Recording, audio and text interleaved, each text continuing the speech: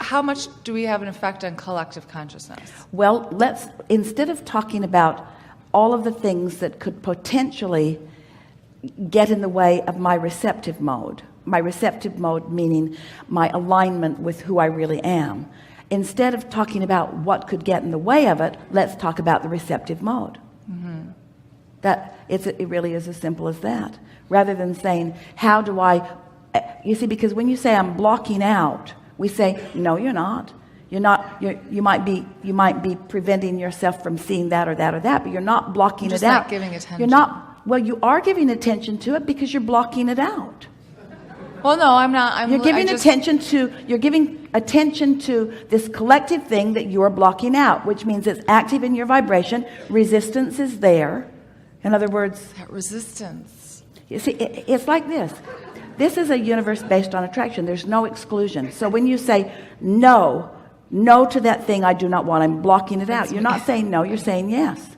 Because you're acknowledging its existence, you're acknowledging that it's big, you're acknowledging that it's sort of after you, and that you're blocking it out. And we say, no, you're not blocking it out. You are carving a pathway without even meaning to. So we know this is annoying, but what it comes down to is recognizing that every subject is really two subjects, wanted and not wanted. And you can tell by the way you feel whether you're leaning in the direction of the wanted or the unwanted. And when you use words like blocking, you are leaning in the direction of not wanted. It just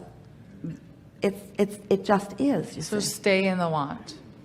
So lighten up, accept that you live in a world of diversity and balance and variety, and bless this world, because out of it you have carved your ideas of who you are and what you want, which are dominant. Acknowledge that the source within you is wrapped all around all of that you want, and is looking to you and through you for the fulfillment of all of it. Acknowledge that it doesn't matter what negative or contrasting components helped you come to those conclusions. They are non-issues now because they did their work. You've launched the rocket. It has become a vibrational reality. The source within you is there offering the vibration of that reality in such a powerful way that if you're not doing that thing you do by trying to block that you will find yourself in a vibrational place where you will receive inspiration, and the vibration of it will turn to a thought and an emotion, and then to words, and then to behavior, and then to material objects. Don't you like knowing that? Yeah, I do. I love it. I wish I'm just working on trusting myself with all of it. There's aspects of it that I got. You can't get it wrong, because the universe isn't going to change rules on you. Law of attraction isn't going to suddenly... I can change my point of attraction, though. Law of attraction isn't going to suddenly start behaving differently. So you're going to come to understand the effectiveness of what you're doing by what happens in response. And by that we mean by how you feel. You're right. When you get on that run of clarity where you say, holy crap, look what's going on around me. All kinds of manifestations are happening. You can feel that you have allowed momentum to get moving enough that all things around you are cooperating with you. And that is the powerful, natural feeling of who you are. That's the way life is supposed to feel to you. And when you're worried about something or fussing about something, you can feel yourself all pulled apart, and it feels like it's that one's fault and that one's fault and that one's fault. All it is you've lost focus. You've lost your connection to who you really are, and let other things sort of come in. Well, there's no harm in that, because the worst thing and the best thing that happens out of that is that you shore up your desire in a stronger way.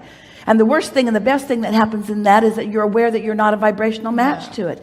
And when you find your way back to alignment with something that contrast has helped you to create, there's impetus and momentum in that. None of you want absence of contrast. You all want to keep figuring it out. You're an evolving being. The thing that you do, and we are a catalyst to it here in this conversation, because it feels to you like we are in corrective mode. But here's the thing that we most want you to hear about this. You never get it done, and you can't get it wrong. And lightening up, not holding yourself to such strict standards, is really what we desire for you. We want you to talk about what a good mother you are, and talk about what fantastic kids you have, and talk about what a wonderful life you do, which you do often. And we want you to get 100% out of the problem-solving mode. 100% so right. out of the problem-solving mode. Because the problem-solving mode is always the blocking mode. It's always the resistant mode. The problem-solving mode always clouds your receptivity. And your receptivity is the only thing that you're reaching for. And you want to demonstrate your receptivity to your children so that they begin saying things like, Mom, why are you always in a good mood? Mom, why don't things bother you? And the answer is, because I don't like to be bothered. Yeah, but Mom, there's stuff around that just bothers me. Isn't there stuff around that bothers you? Probably, but I just don't pay any attention to it because I don't want to feel bothered. Yeah. But Mom, what if there's something really big that you just can't not see? Well, I've been practicing not seeing it for so long that I just don't see very many problems. My life is so good, and I just expect things to go well for me, and things just do go well for me. And so that's just the way it's supposed to be. I don't know when I figured it out. I wasn't little and smart like you are when I figured it out. Maybe I knew it and forgot it. And now I'm remembering it, and I hope you never forget it. That's the kind of conversation you want to have with them. But I just started realizing that when I feel good, things go good. So I just started really paying attention to my mood. And I found out I can always control my mood. I can't control what's happening out there, but I can control my mood. Well, how? What if something bad happens? How can you look at something bad and control your mood, Mom? Oh, I can't. Can't look at bad things and feel good, so I just don't look at them. But Mom, what if they're right in your face? Well, they used to be in my face more, but the more I don't look at them, the less they come around. So stuff that bothers me becomes less and less, and I just get happier and happier. Perfect. But Mom, my teacher says, I know, honey, I know. Everybody sort of has a different way of doing this. There's lots of different people living lots of different things. There are people who have a lot of well-being and the people that don't have so much. I know that your teacher is really, really, really well-meaning. She wants so much. She wants so much for you to feel good. But that's really your job. You have to find a way to feel good. You can't, we all have to stop jumping through hoops for each other. Okay, Mom. Okay, you're asking for it. I'm going to test you a little bit to see how happy you can really be. And find out how much condition there is. Oh, and don't you just love that? Don't you just love the idea of standing stable regardless of what's going on? You see, I love the idea. Here's the thing. But how are you going to turn that vibration to a thought, and that thought into a manifestation? How are you going to keep that momentum going? You keep that momentum going by beginning again tomorrow and beginning again tomorrow. There are so many situations where it feels like so. All right, Abraham, I accept that you are teaching unconditional love, and I want to experience unconditional love. So does that mean I turn my eyes away from conditions that don't bother me? No, it means that you find love that only let things that put you in the receptive mode for things you like. See, unconditional love, the reason that it is so important is because conditions will take you this way and this way and this way and this way and this way and this way and this way. But if you're reaching for the feeling, the emotion of love, if that's the manifestation that you're going for.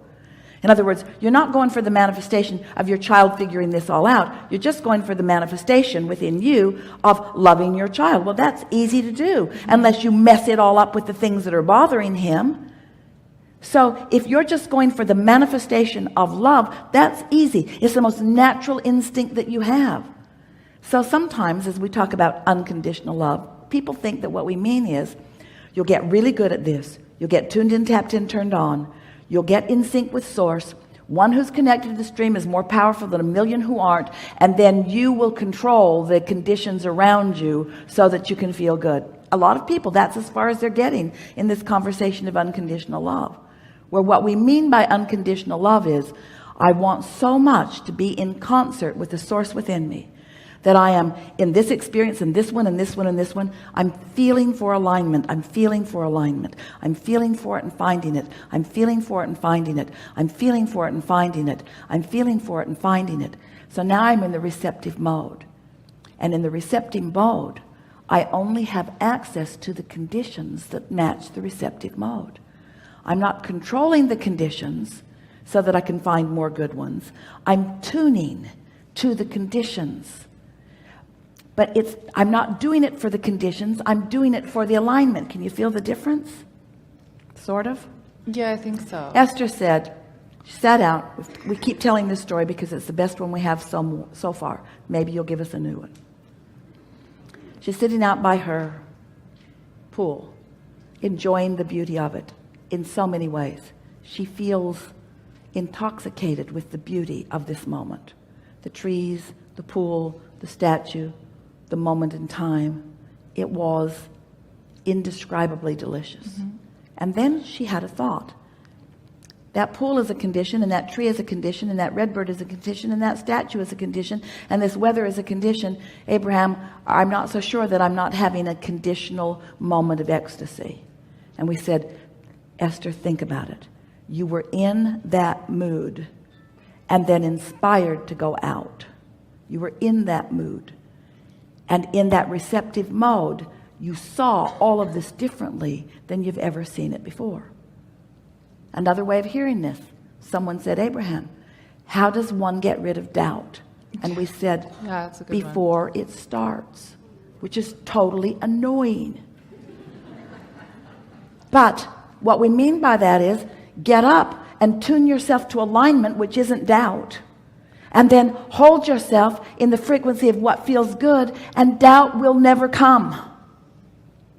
But if you wait till it comes and then you try to get rid of it, all you do is validate it and practice the vibration of it longer. Can you feel this?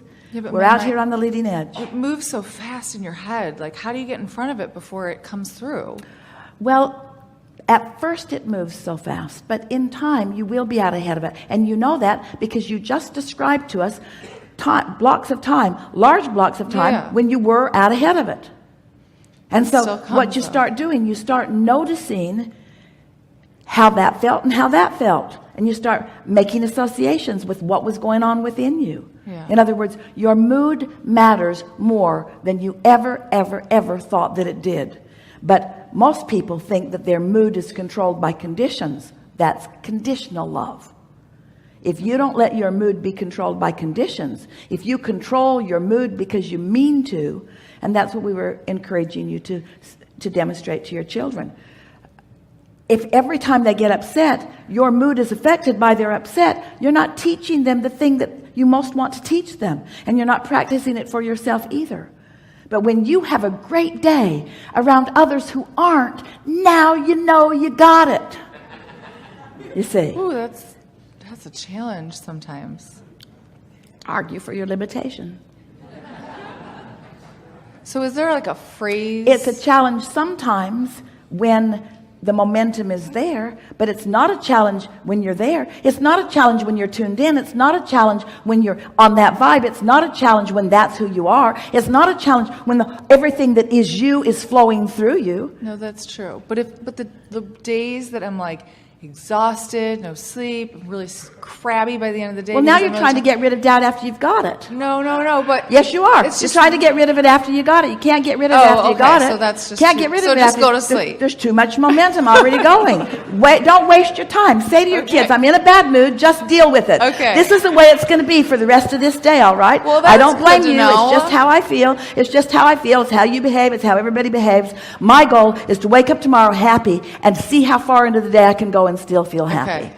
And after a while, you'll get so good at this that you won't be inspired to turn on the television to see the thing that could take you down. You won't be inspired to ask the question of a friend that could take you down. You won't be poking and prodding and probing and not minding your own business. You'll be minding your own business. And what is your own business? Your mood is your own business. It's your only business. Alignment to source is your only business. Carrying on with who you really are is your own business. Meeting everyone with the fullness of who you are in this moment is your only business.